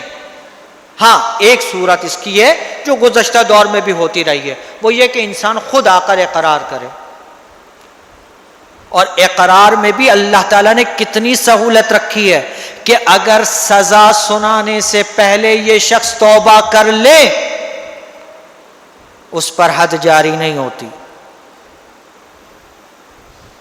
ہے اس سے بڑھ کر کوئی اچھا دین؟ توبہ کا راستہ بھی دے رہا ہے بھائی۔ اول تو یہ گناہ ثابت ہونا مشکل، اور اگر ثابت اس انداز میں ہو جائے تو مستحق ہے ایسی سزا کا، اور اگر اقرار سے ثابت ہوتا ہے اور وہ توبہ کر لے تو حد اٹھ جاتی ہے اس کے پاس اوپر سے۔ اس سے زیادہ بڑھ کر اسلام میں کوئی رافت ہو سکتی ہے، کوئی رحمت ہو سکتی ہے؟ بہت سے مقامات پر حدود کو توبہ سے ہٹا دیا گیا، نہ تمام مقامات پر، بہت سے مقامات پر۔ حتیٰ اسلام قصاص کے مسئلے میں تشویق کر رہا ہے، رغبت دلا رہا ہے، اولیاء دم کو اگر تم معاف کر دو تو تمہارے لیے بہت بڑی بات ہے، تمہارے گناہوں کے لیے بخشش ہے، تشویق کرتا ہے۔ بہرحال اس سے زیادہ اب آپ پر ظلم ہو جائے گا۔ ایک اختتامی طور کے اوپر ایک صلوات ختم کریں، پھر ہم سوالات کریں۔ جی اب یہ سوالات کی ترتیب تو مجھے نہیں پتہ، جو میرے سامنے پہلا ہے میں اسی حوالے سے بات کر رہا ہوں، کسی کے اوپر کوئی وہ نہیں ہے۔ عام طور پہ دیکھا گیا ہے معاشرے میں جذباتی پن میں لڑائی جھگڑے میں زخمی ہو جاتے ہیں، لیکن لوگوں کے صلح کرانے پر مجروح خاموش ہو جاتا ہے، تو کیا اس کو اس زخم کے عوض آخرت میں کچھ صلہ ملے گا اور زخم لگانے والے کی سزا اسے آخرت میں ملے؟ دیکھیے ہر جرم کی سزا تو اپنی جگہ پر ہے، حتیٰ قصاص کے اندر بھی اگر کوئی شخص بے گناہ کسی کو قتل کرتا ہے تو شریعت نے کہا اس کو اس دنیا میں سزا مل گئی کافی نہیں ہے، آخرت کا عذاب اپنی جگہ پر ہے۔ ہر گناہ میں ایسا نہیں ہے کہ اس دنیاوی سزا کافی ہو۔ اور یہاں پر تو جو سوال پوچھنے والے نے کہا ہے اگر وہ صلح کر لیتا ہے اور مجروح خاموش ہو کے چلا جاتا ہے، یعنی وہ اپنا بدلہ قصاص نہیں لیتا، اس کو حق ہے، لینا چاہے تو وہ لے سکتا ہے، ٹھیک ہے، لیکن اگر وہ نہیں لیتا تو ظاہری بات ہے اپنے مومن بھائی کو معاف کر دیتا ہے تو بالآخر ہے اس کے لیے اس کی ایک جزا ہے، اور وہ جزا معمولاً اس کے اپنے گناہوں کی بخشش سب سے بڑی اس کے لیے جزا ہے، نہ ہو تو کم از کم اس کے رفیع درجات کے لیے یہ روایات میں بھی اس کی طرف اشارہ آیا ہے، اور اس کی سزا بھی اپنی جگہ پر ہے، مگر یہ کہ وہ توبہ کرے اور لطف الہی کا منتظر رہے۔ جی کیا اس کا بھی امکان ہے کہ جدید زمانے کے تقاضوں کو مد نظر رکھتے ہوئے جو سزائیں حدود میں معین کی گئی ہے اس میں کوئی تبدیلی کی جا سکے؟ دیکھیے جو حدود الہی معین طریقے سے بیان کر دیے گئے ہیں ان میں کوئی تبدیلی ممکن نہیں، لیکن وہ آپ نے دیکھا کہ صرف 10 گناہ ہیں کہ جن کی سزائیں شریعت نے معین کر کے مقرر کی ہیں، اور ایک دو اور سزائیں بھی ہیں کہ جو تعزیرات میں نے بیان کی، اسی لیے لفظ غالبی کا استعمال ہم نے وہاں پر کیا، ورنہ باقی سزاؤں کے اندر عام طور کے اوپر مقدار اور بہت سے مقامات پر کیفیت اور مقدار دونوں معین نہیں کی، جہاں پر مقدار معین نہیں کی ہے وہاں قاضی کی رائے کے اوپر چھوڑا گیا. تو قاضی منصف عادلانہ طور کے اوپر زمان اور مکان، مجرم کے حالات، جرم کی نوعیات، باقی مسائل کو مد نظر رکھتے ہوئے جو مناسب سزا سمجھے گا وہ تعزیرات کے ضمن میں دے سکتا ہے.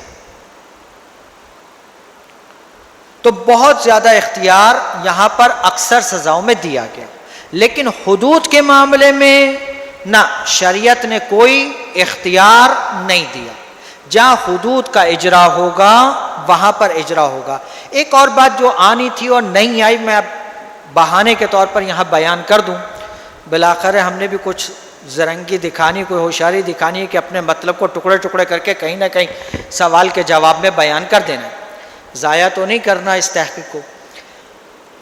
دیکھیے ہمارے یہاں اختلاف ہے اس بات میں علماء کے درمیان کہ آیا حدود کا اجرا غیر معصوم کر سکتا ہے یا نہیں کر سکتا. یہ بہت بڑا اختلاف ہے ہمارے یہاں، اور بہت سے علماء اس بات کے قائل ہیں کہ اجراء حدود فقط امام معصوم کا حق ہے، غیر معصوم حدود کا اجرا نہیں کر سکتا. ایک بڑی تعداد علماء کی اس بات کے قائل ہے، اور بہت سے علماء اس بات کے قائل نہیں بھی ہیں. بہت سے موجودہ مراجعین بھی اس کے قائل نہیں ہیں.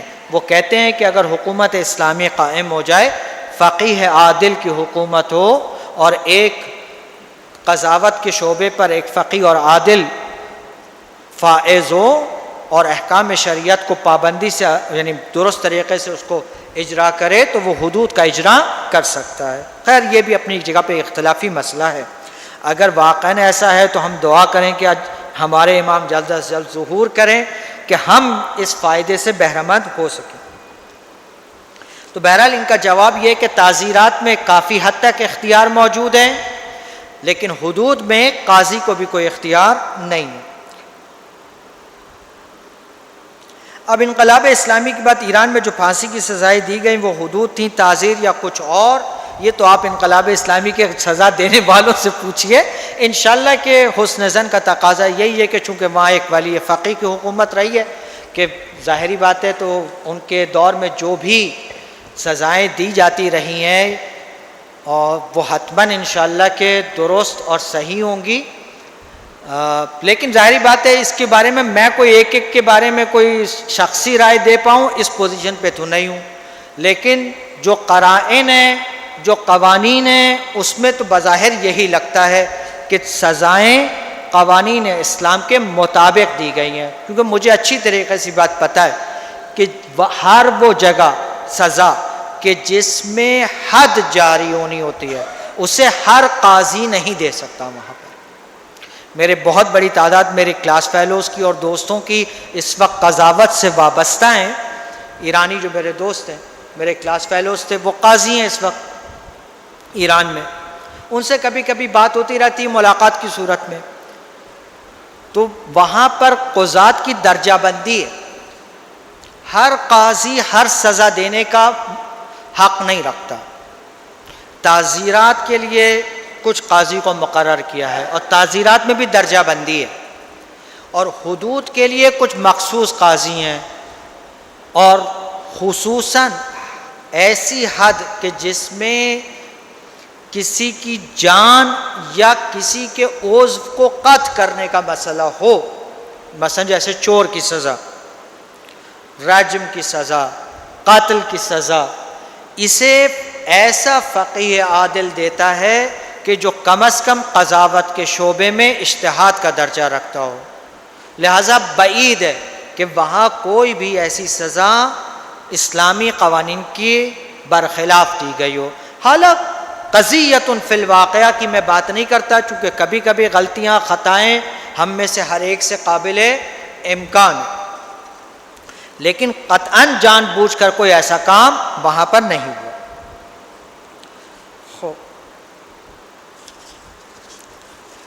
زنا کے معاملے میں 4 گواہوں کی ضرورت ڈی این اے ٹیسٹ کے ہوتے ہوئے کیا ہے؟ دیکھیے ڈی این اے ٹیسٹ اول تو اس میں بھی پلس مائنس ایک پرسنٹیج لگا دی جاتی ہے. البتہ ہم اس کو کاملاً رول آؤٹ نہیں کرتے، خصوصاً آغا سیستانی کا اس بارے میں فتویٰ بھی موجود ہے کہ ایسے تجرباتی کام کہ جس میں خطا تقریباً زیرو کے قریب ہو اس کو قبول کیا، لیکن تعزیرات کی حد تک اس کو قبول کیا ہے، حدود کی اجرا میں نہیں۔ اس کی وجہ یہ ہے کہ حدود کی اجرا کے اندر جہاں سزا کو معین کیا گیا ہے وہاں شرائط کو بھی معین کیا گیا ہے، اور جو شرطیں بیان ہوئی ہیں ان شرائط کے علاوہ ہم حدود کا اجرا نہیں کرتے، اور اس کی وجہ ہمارا یہ قاعدہ اور قانون ہے کہ الحدود تدرأ بالشبہات، ذرا سا بھی شبہ آ جائے گا حدود جاری نہیں کی جائے گی۔ اسی قانون کا فائدہ دیتے ہیں اور حدود میں اس کو جاری نہیں کرتے، تعزیرات میں اس کو اجرا کیا جاتا ہے۔ اس لیے ڈی این اے ٹیسٹ کی تعزیر کی حد تک اپنی اہمیت موجود ہے۔ اگر کسی شخص کو اسلام کی، اور دوسری بات یہ ہے کہ دیکھیے ڈی این اے ٹیسٹ اس بات کو تو ثابت کرے گا کہ مواد منویہ یعنی سیمن اس عورت کے رحم میں مثلاً پایا گیا، لیکن اس بات کو ثابت نہیں کرتا کہ ایسا کوئی عمل بھی پیش آیا۔ اب سیمن کا پہنچنا کئی طریقے سے ہو سکتا ہے، یہ دیگر مخصوص نہیں ہے زنا کے ساتھ، چونکہ مخصوص نہیں ہے لہذا ڈی این اے ٹیسٹ سے زنا ثابت نہیں ہوگا۔ ڈی این اے ٹیسٹ سے تو یہ ثابت ہوگا کہ مثلاً کسی مرد کی منی فلاں عورت کے بدن تک پہنچ گئی۔ اب یہ منی کا وہاں تک پہنچنا یہ اس بات پر دلالت نہیں کرتا کہ زنا کا عمل محقق ہوا ہے، یہ ممکن ہے اس نے آلودہ لباس پہن لیا، اس سے بھی یہ چیز پاسبل ہے۔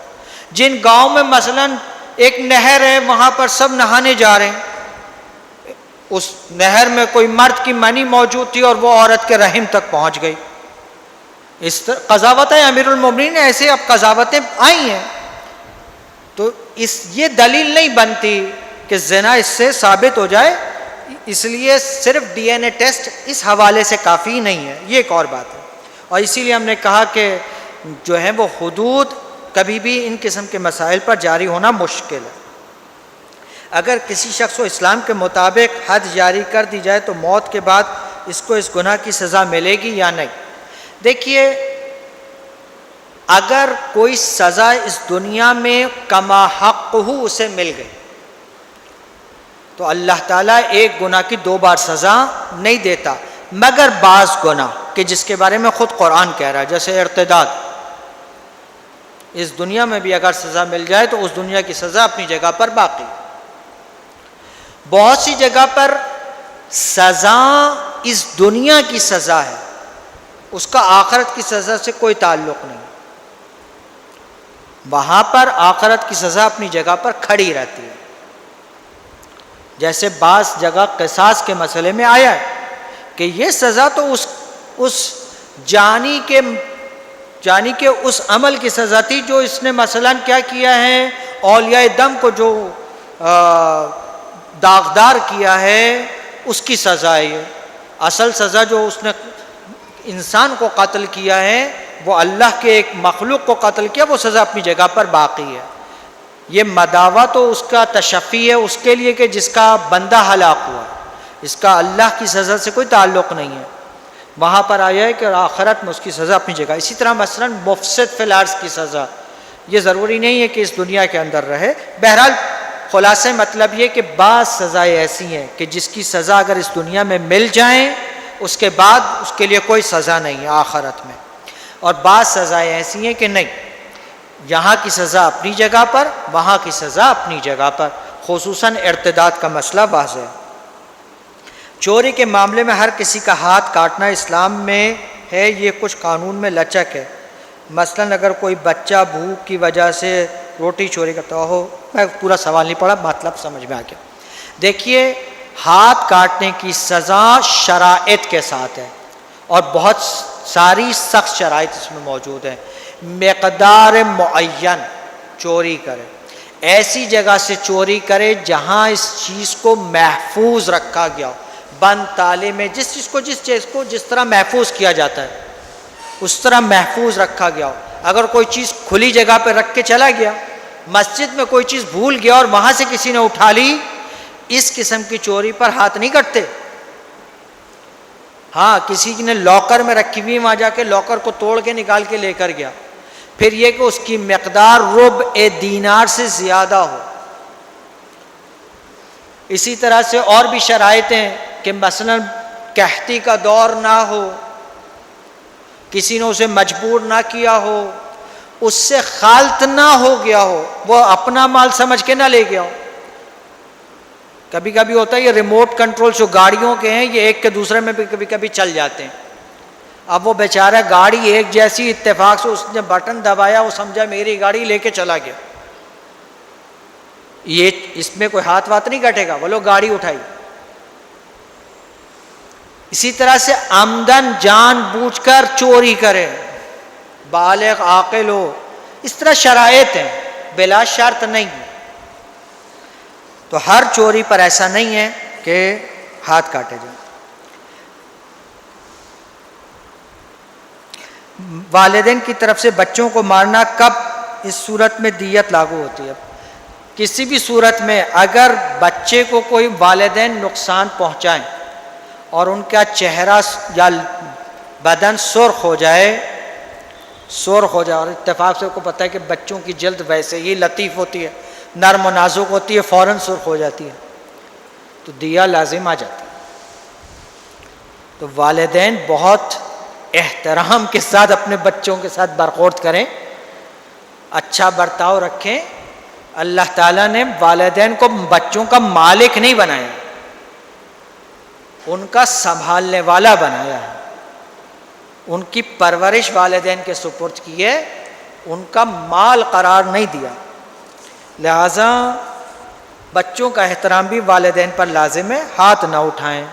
بہرحال اب اگر کسی سے کوئی خطا ہو چکی ہے، بچے بالغ ہو گئے، تو کم از کم اپنے لیے معافیت طلب کر لے، اور جو خرچہ اگر بچوں پر والدین نے کیا ہے اس کو دیے کے مقابلے میں حساب کر لے. چونکہ جس طرح سے بچوں پر والدین کے لیے خرچ کرنا، اگر بچوں کا اپنا مال موجود ہو تو والدین پر واجب نہیں. تو والدین جو مخارج بچوں کے لیے برداشت کرتے ہیں، ان مخارج کو اپنی ان غلطیوں کے عوض میں لے لیں، اس سے کمپنسیٹ کروا لیں، تدارک کروا لیں، تو انشاءاللہ بچ جائیں گے. کیا شرعی حد جاری کی جائے گی اور سزا دی؟ یہ سوال،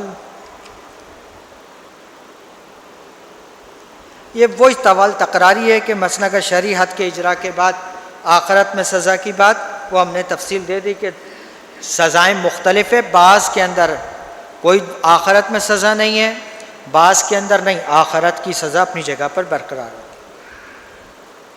انسانیت کے نام پر مسلمان ہونے کے ناطے رقم لے کر کلمہ گو کو قتل کر دینا، اسلام میں اس کی سزا موت ہے یا معافی؟ قطعاً یہ مسلمان کو مارنا کسی بھی طور جائز نہیں ہے بلا وجہ، اور رقم لے کر مارنا کوئی وجہ نہیں بنتی شریعت میں. مسلمان کو قتل کرنا فقط چند صورتوں میں ہی اجازت ہے. مثلا مفسد فی الارض ہو، وہ بھی اگر قاضی حکم کرے تب. قصاص کی صورت میں وہاں پر بھی اس کی خاص شرائط اور صورت موجود ہے، ہر ایک کو ہر وقت اختیار نہیں دے دیا گیا. بعض خاص مقامات پر زنا کے اندر اجازت دی گئی ہے مارنے کی، جو پاکستانی قوانین میں بھی موجود ہے، لیکن وہاں پر بھی شریعت کہتی ہے کہ اپنے بچاؤ کا خود انتظام کر کے رکھو. اگر اپنے بچاؤ کا راستہ وہاں پر ثابت نہ کر سکے تو تم پر قصاص ہو سکتا ہے. تو بہرحال یہ کسی بھی طور پر رقم لے کر مارنا یہ تو قطعاً جائز نہیں ہے. چور کے ہاتھ کاٹنے سے کیا مراد ہے؟ کیا پورا ہاتھ کاٹنے یا سزا کے اعتبار سے؟ اس کے اندر یہ ہے کہ صرف 4 انگلیاں کاٹی جائیں گی ہاتھ کی، اور باقی ہاتھ کا حصہ نہیں کاٹا جائے گا۔ ہماری فقہ کے مطابق پورا ہاتھ نہیں کاٹا جاتا کلائی تک۔ دیکھیے لفظ ید عربی میں یہاں سے بھی ہاتھ کے لیے استعمال ہوا ہے، کوہنی سے لے کے نیچے بھی استعمال ہوا ہے، جیسے آئے وضو میں کلائی کے لیے بھی استعمال ہوا ہے، اور کلائی کے بعد جو ہاتھ ہے اس کے کچھ حصے کے لیے بھی استعمال ہوا ہے۔ اور روایات ہماری یہاں کہتی ہے کہ یہاں ہاتھ سے مراد یہ 4 انگلیاں ہیں، کیونکہ یہ مساجد میں سے ہیں۔ روایت نے باقاعدہ بیان کیا کہ یہ ہتھیلی جو ہے، چونکہ سجدے کے وقت ہم اسے رکھتے ہیں، یہ مساجد اللہ میں ہے۔ روایت کہتی ہے یہ اللہ کے لیے ہے، کہ مساجد جو ہیں وہ اللہ کے لیے ہیں، اور یہ مساجد میں سے ہیں، اعضائے سجدہ میں سے ایک ہے، اس لیے اس پر کسی بندے کا حق نہیں ہے، اس لیے بندے کے حق کے خاطر اس کو نہیں کاٹا جائے گا۔ اسی طرح سے یہ انگوٹھا اس کی بقا کے لیے ضرورت ہے، اگر آپ انگوٹھا کاٹ دیں تو ہتھیلی باقی بھی رہ جائے بلا فائدہ ہے، اس سے کوئی فائدہ اسے حاصل نہیں ہوگا۔ لیکن اگر انگلیاں کاٹ دی جائیں تو ہتھیلی اور انگوٹھے کے ذریعے سے انسان بہت سے کام کرنے کے قابل رہتا ہے، محتاج نہیں ہو جاتا، اور شریعت کبھی بھی کسی کو محتاج بنانا پسند نہیں کرتی۔ والدین بچوں کو جو مار پیٹ کرتے ہیں کیا اس کی دیت ہے؟ اور جو بچوں کو اسکول میں سزا کے طور پر مار پیٹ ہوتی ہے، والدین کو سزا ہے، یعنی سزا سے مراد یہ کہ ان پر دیا لازم آ جائے گی، اور اگر وہ ماریں تو والد کو بچے کو جان سے مارنے پر قصاص نہیں کیا جاتا، یہ چھوٹ ہے کہ والد اگر بچے کو جان سے مار دے ولو جان بوجھ کر تو اسے قصاص نہیں کیا جائے گا، اس پر دیا آتی ہے، اور یہ دیا والدین کے علاوہ بچے کے باقی وارثوں کو دی جاتی ہے۔ لیکن اگر ماں مار دے تو اس میں اختلافی مسئلہ ہے، لیکن بہت سے فقہا کے نزدیک ماں کو قصاص کیا جاتا ہے، یہ باپ کے لیے فائدے کی بات ہے۔ لیکن اصل تو مسئلہ یہ ہے کہ کسی کو بھی نہیں مارنا چاہیے۔ مسئلہ یہ ایبورشن میں بہت پیش آتا ہے، کہ یہ مسئلہ ایبورشن میں بہت پیش آتا ہے، اس لیے اس میں احتیاط اپنی جگہ پر ہے، اور دیا بالآخر لازم آتی ہے، اور جس کسی نے بھی اس کا اقدام کیا دیا اس پر لازم آئے گی۔ البتہ ایک اور بات تھی جو ہم نے عنوان نہیں کی، وہ سبب اور مباشر والی بات ہے۔ سبب اور مباشر مختصر تعریف میں کر دیتا ہوں۔ مثال کے طور پر ایک نے حکم دیا، اب یہ ہمارے یہاں کی مثال ہے کہ مثلا جی پولیس کے آئی جی صاحب نے حکم دیا سپاہی کو کہ گولی مار دو، سپاہی نے گولی مار دی، تو یہ آئی جی صاحب بن گئے سبب، اور جنہوں نے گولی چلائی وہ بن گئے مباشر، یعنی جو ڈائریکٹ اقدام کرے وہ مباشر، اور جس کی وجہ سے اقدام کیا جائے وہ سبب۔ ٹھیک ہے کہ نہیں؟ اگر شوہر نے بیوی سے کہا تم جا کے ایبورشن کرا لو، بیوی نے گولیاں ایبورشن کی کھا لی، جس نے گولی کھائی وہ مباشر ہے، شوہر نے جو کہا وہ سبب ہے، دونوں کے اوپر ذمہ داریاں آتی ہیں۔ بعض اوقات اگر قصاص کا مسئلہ آ جائے تو کبھی کبھی سبب کے ساتھ قصاص کیا جاتا ہے اور کبھی مباشر کو قصاص کیا جاتا ہے۔ مثلا مثال میں آپ کو دیکھ کے چلوں، اگر کسی بالغ آدمی نے بچے کو پسٹل دے کر بچے سے کہا فلانی پر گولی چلا دو، یہاں سبب قوی ہے، مباشر جو ڈائریکٹلی فعل کو انجام دے رہا ہے وہ ضعیف ہے، یہاں بڑے آدمی سے قصاص کیا جا سکتا ہے، لیکن بچے سے قصاص نہیں کریں گے، چونکہ وہ تو بیچارہ ڈر جائے گا بچے باپ سے، بڑے سے، باپ تو نہیں بڑے سے ڈر جائے گا، اس کے خوف میں اس نے کر دیا، اسے کیا عقل ہے؟ تو بعض صورتوں میں مباشر قوی ہوتا ہے، بعض صورتوں میں سبب قوی ہوتا ہے، تو جہاں سبب قوی ہو وہاں سزا سبب کو ملتی ہے، جہاں مباشر قوی ہو وہاں مباشر کو سزا ملتی ہے۔ دیکھیے اسلام میں بہت چھوٹی چھوٹی باتوں پہ دقت ہے، اگر میں مثالیں دوں جو فقہ میں اس کے لیے آئی ہے تو آپ تعجب کریں گے کتنی دقتیں۔ اسلام یہاں تک کہتا ہے میں نے اپنے گھر کی چار دیواری میں ایک گڑھا کھودا، چور کودا گڑھے میں گر کے مر گیا، صاحب خانہ جس نے یہ کنواں کھودا وہ ذمہ دار ہے یا ذمہ دار نہیں ہے؟ کہاں تک دقتیں ہیں؟ اب دیکھیے اسلام جہاں تک اسکول کا مسئلہ ہے، جب ماں باپ کو اجازت نہیں ہے تو غیر ماں باپ کو تو بنا بر اولا مارنے پیٹنے کی کوئی اجازت نہیں ہے۔ اگر مارتے ہیں اور کوئی جنایت بچے پر آتی ہے تو اس جنایت کا جو بھی عوض بنتا ہے چاہے دیے کی صورت میں یا قصاص کی صورت میں وہ کیا جائے گا، اگر قصاص کی شرائط مہیا ہو تو۔ اگر ٹیچر اسکول میں بچوں کو بولے کہ یہ آپ نے کیا کیا ہے اور بچہ بولے یہ میں نے نہیں کیا، اور ٹیچر اس کی بات کو ریجیکٹ کرتا ہے اور اس کو سزا دیتا ہے، سزا دینے کی اپنی بات ہے، ٹیچر کوئی حق نہیں پہنچتا کہ کوئی مالی یا بدنی سزا دے، اس کا کوئی حق ٹیچر کو نہیں پہنچتا، باقی بات جو ہم سے مربوط نہیں تھی۔ اگر کسی کو کچھ معمولی نقصان پہنچ جائے لیکن اس میں غلطی خود اس نقصان حاصل کرنے والے کی ہو تو کیا حکم ہے؟ دیکھیے یہاں تک آیا ہے اسلام میں کہ اگر ایک آدمی دوسرے آدمی سے خود جا کے ٹکرا جائے اور خود کو نقصان پہنچ جائے،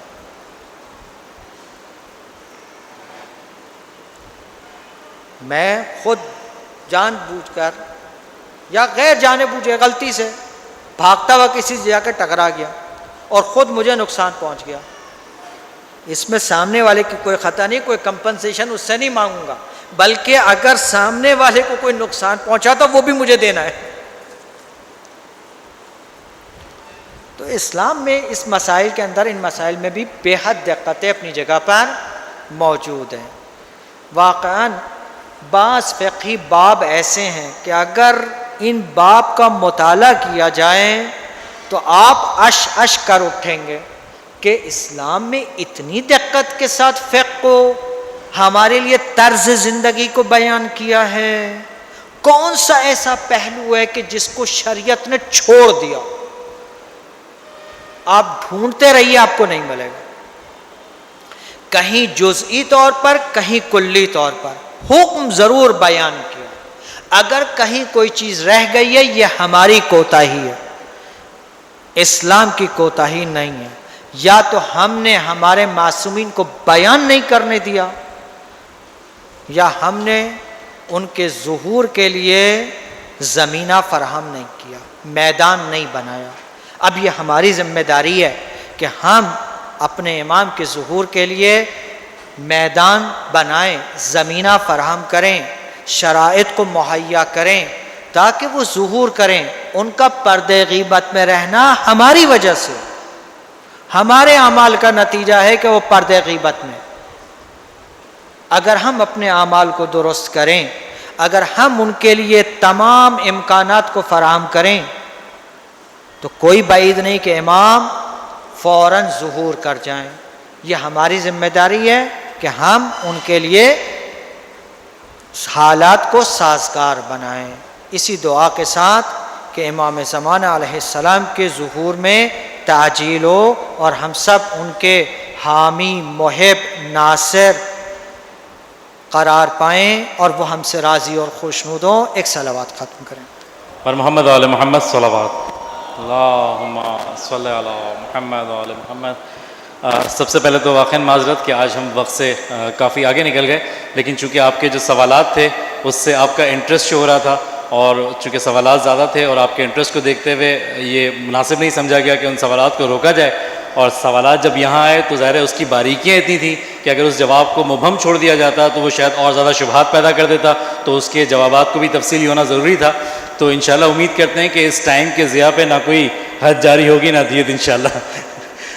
میں واقعاً آقا کا بہت تہہ دل سے شکر گزار ہوں کہ باوجود اپنی علالت کے کل جب میری ان سے بات ہوئی تھی تو اس وقت پوزیشن یہ تھی کہ ممکن تھا کہ شاید وہ آج کے درس میں شریک نہ ہو سکیں، لیکن بہرحال اپنی علالت کے باوجود انہوں نے ہمت کی اور کوشش کی کہ وہ ہمارے یہاں پر موجود ہوں، اور واقعاً ہم نے ان سے کافی حد تک آج سیکھا ہے۔ میں گزارش کروں گا تمام مومنین سے کہ آقا کی مکمل صحتیابی کے لیے بلند آواز میں ایک درود بھیج دیں. اللہم صلی علی محمد وعلی محمد. کل انشاءاللہ ہمارا پروگرام ٹھیک 9 بجے شروع ہوگا، اور کل جس عنوان پہ بات کی جائے گی وہ گناہ کے اثرات اور ترک گناہ ہے، اور اس عنوان پر انشاءاللہ حجت الاسلام والمسلمین مولانا عابد رضا عرفانی صاحب جو ہے گفتگو فرمائیں گے. میں برادر حیدر سے گزارش کروں گا کہ وہ آئیں اور زیارت امام حسین سے آج کی نشست کا باقاعدہ اہتمام کریں. رمضان رمضان رمضان